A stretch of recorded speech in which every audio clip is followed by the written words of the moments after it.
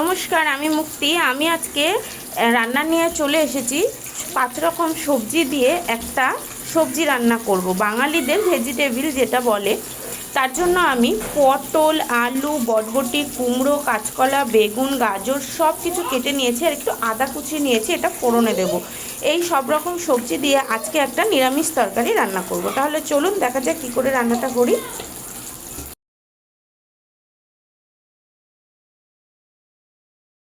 নিরামিষ তরকারিটা রান্না করার জন্য কড়াইটা গরম হয়ে গেছে। এবার আমি একটু তেল দিয়ে দিলাম। তেলটা গরম হয়ে গেছে। এবার এতে আমি একটু শুকনো লঙ্কা আর কালো জিরে ফোড়ন দিয়ে দিচ্ছি।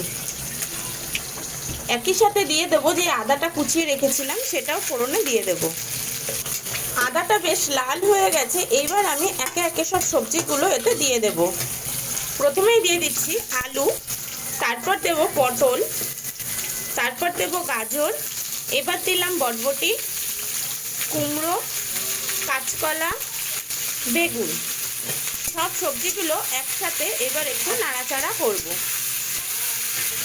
এবার এতে আমি একটু পরিমাণ মতন হলুদ দিয়ে দিচ্ছি, সাথেই দিয়ে দেব পরিমাণ মতন নুন। এখন আমি আর কিছু দেব না। এখন আমি গ্যাসের আঁচটাকে লো করে এই সবজিটাকে একটা চাপা ঢাকা দিয়ে দেব, যাতে সবজিটা সহজেই মজে যায়। একটা ঢাকা দিয়ে চাপা দিয়ে দিলাম। এটা কিছুক্ষণ একটু চাপা দেওয়া থাক। আমি এই সবজিটাকে 1 মিনিট মতন ঢাকা দিয়ে রেখেছিলাম। এবার খুলে দেখি, চলুন কি অবস্থা।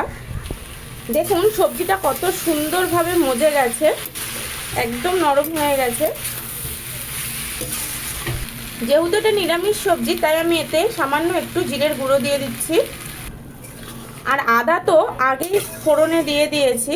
এবার মশলাটা দিয়ে, মানে জিরের গুঁড়োটা দিয়ে সবজিগুলোকে একটু ভালোভাবে নাড়াচাড়া করে নিই। যেহেতু এটা নিরামিষ সবজি আর এই সবজিতে কুমড়ো দেওয়া আছে, তাই আমি এতে সামান্য পরিমাণ একটু চিনি দিয়ে দিচ্ছি। নিরামিষ সবজি একটু মিষ্টি না হলে ভালো লাগে না। এবার আপনাদের অপশনাল আছে, যদি আপনারা চান মিষ্টি দিতেও পারেন, নাও দিতে পারেন।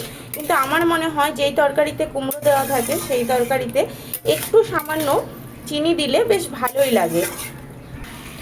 দেখুন তরকারিটা কত সুন্দরভাবে হয়ে গেছে। আমার এই রান্নাটা যদি আপনাদের ভালো লেগে থাকে তাহলে প্লিজ একটা লাইক করে দেবেন, আর পারলে একটু শেয়ার করে দেবেন। আর সবথেকে বড় কথা, এরকম ঘরোয়া পদ্ধতিতে রান্না আরও দেখার জন্য প্লিজ আমার চ্যানেলটাকে সাবস্ক্রাইব করে দেবেন। নমস্কার।